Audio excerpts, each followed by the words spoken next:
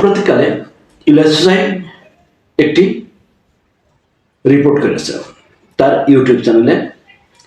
সেখানে বলেছে যে 5ই আগস্টের যে গণ অভ্যুত্থান এটা বেহাত হয়ে গেছে।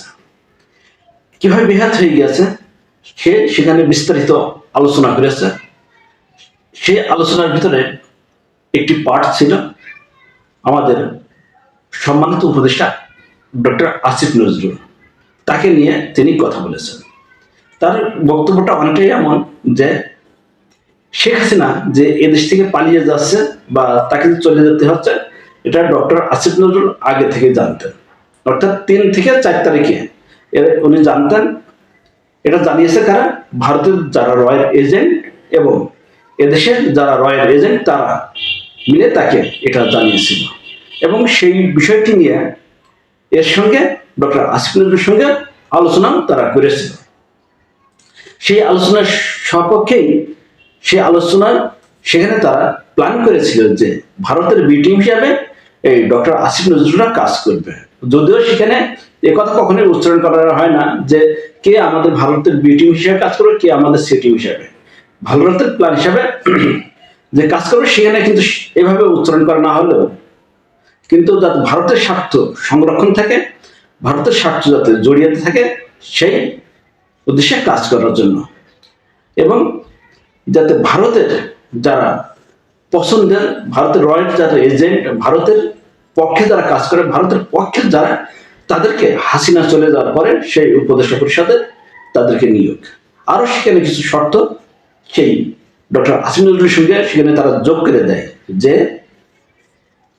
আমাদের দেশে সবচাইতে ভয়ানক যে দুর্ঘটনা ঘটেছিল আওয়ামী লীগ সরকার ক্ষমতায় আসার পর 2009 সালে আমাদের সেনাবাহিনী বিডিআর বিদ্রোহের নামে সেখানে 57 জন চৌকস সেনা কর্মকর্তাকে হত্যা করা হয় এবং তার সাথে আমাদের সেনাবাহিনীর একেবারে মেরুদণ্ড ভেঙে দেওয়া হয়। এর সাথে যে বিডিআর বিদ্রোহ যেসব সৈনিকরা জড়িত ছিল বলা হয় তাদেরকেও এখানে ধ্বংস করে দেওয়া হয়। বাংলাদেশ তথা বিশ্বে তোড়পাড় সৃষ্টি হয়ে যায়। সেখানে বলা হয় যে এই বিডিআর বিদ্রোহে এরা অভ্যুত্থান ঘটিয়েছে, এই ধরনের কথা বলে আমাদের চৌকস যে সেনা সদস্য তাদেরকে হত্যা করা হয়।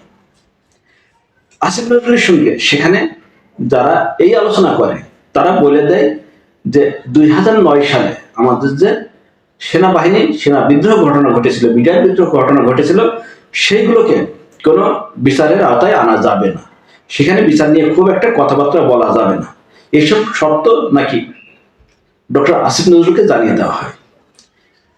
এখন সেটা নিয়ে অনেক কথা হচ্ছে, অনেক কথাবার্তা বলা হচ্ছে, সত্য মিথ্যা আমরা জানি না, কিন্তু তিনি তো কয়েকদিন আগে এই রিপোর্টটি করেছেন, কিন্তু পরবর্তীতে এখন যে সব ঘটনাগুলো ঘটছে তার সঙ্গে কিন্তু অনেকখানি মিলে যায়। তার মিলে যাওয়ার ভিতরে একটি পার্ট হইল সেই সময় বিডিআর বিদ্রোহের ঘটনা নিয়ে সরাসরি লাইভকারী একজন সাংবাদিক, নাম তার মুন্নি সাহা, এগুলো নির্যাতনের কারণেই তারা এই বিডিআর বিদ্রোহ ঘটনা ঘটিয়েছে। সেই জায়গাটাই যেখানে অন্যান্য সাংবাদিকরা কাছে ঘেরার সুযোগ পাচ্ছিল না, সেখানে মুন্নি সাহা তার ভিতরে ঢুকে যায়, সেখানে সেই লাইভ প্রচার করে। সেই লাইভ দিকে আরো বিডিআর বিদ্রোহের যারা সোলজার তারা আরো বিদ্রোহ করে এই সেনা সদস্যদেরকে হত্যা করতে শুরু করে। এমন কথা হলো তারপরে অসংখ্য বিভিন্ন রিপোর্ট হয়েছে যে এই মুন্নি সাহাও এই ঘটনার সঙ্গে জড়িত। এমন কথা হলো সেই প্রেক্ষাপটে কিন্তু অনেকটাই মিলে যায়। এখন সেই মুন্নি সাহাকে অ্যারেস্ট করার পরে তারপর আবার সেই মুন্নি সাহাকে মুচলেখা দিয়ে তাকে ছেড়ে দেওয়া হয়। যার বিরুদ্ধে হত্যা মামলা রয়েছে, যিনি হত্যা মামলার আসামি, তাকে মুচলেখা দিয়ে ছেড়ে দেওয়া হয়।